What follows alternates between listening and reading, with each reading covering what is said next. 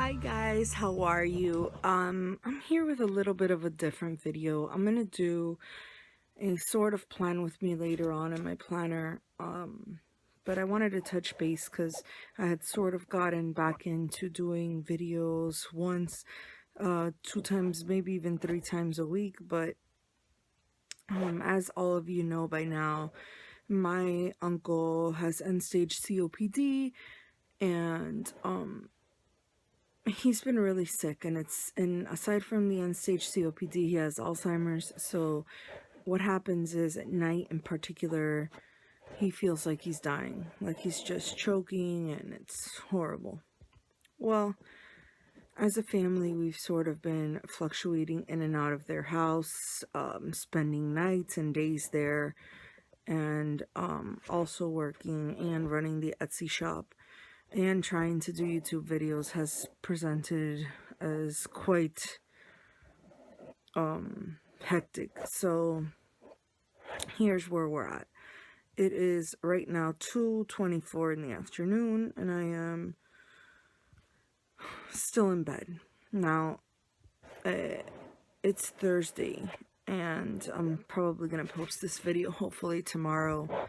But what's going on is that I spent the entire night at the hospital with my aunt last night. A couple days ago, we went to the urgent care because her lip and her cheek started swelling really, really bad. And so we went to the urgent care, and the urgent care was like, "Oh, that's angioedema. It's probably because she takes lisinopril." And the lisinopril does that after you take it for a very long time. She's having an allergic reaction, so you have to have her PCP, her primary care physician, switch that medication out. And so we were like, okay, the problem is that my aunt has glaucoma, and so they would normally treat that with a steroid injection, but because she has glaucoma, it just isn't a good idea. So they gave her a Benadryl and sent her home with antibiotic. And then by the end of last night or early yesterday evening, her whole mouth had swollen, both sides of her face, and she was having trouble swallowing. So we went straight to the ER. Now, we, of course, they did blood work and found that it's true what the urgent care doctor said.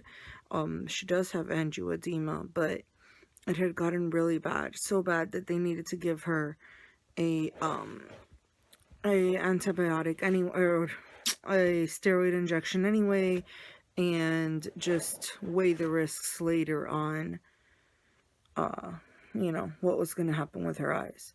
So by the time all that was said and done, it was 6:30 in the morning. And so I didn't come straight home.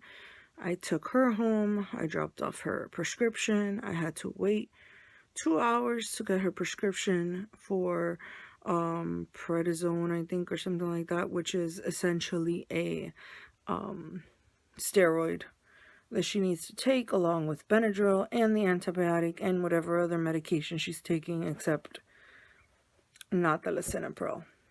So the point is, I didn't get to sleep until about an hour ago, and I'm one of these people that really struggles with like, if there's light coming through the curtains and stuff. Oh, I hate that. So forget it. I'm not gonna sleep at this point. I might as well try to take a few minutes before I head over there in a little while and film a plan with me. Now, normally I would film my plan with me. I would do the plan with me and just work straight through and punch in what I know is going to happen. But because things have been just so, I look like a train wreck, you guys. Oh my goodness. Okay, because things have been so crazy, I just don't see that happening. I think what's going to happen is I am going to just decorate it and plan as I go, which is not typically my planning style. I like to have some plans down on paper, but I just feel like this week's spread is a disaster. As much space as I left and as blank as I left it, it wasn't enough because everything has just sort of been turned on its side. And I've noticed that here lately my weeks have just been that way between doctor's visits and everything else. So I'm just gonna play music, you guys, and try to just decorate the week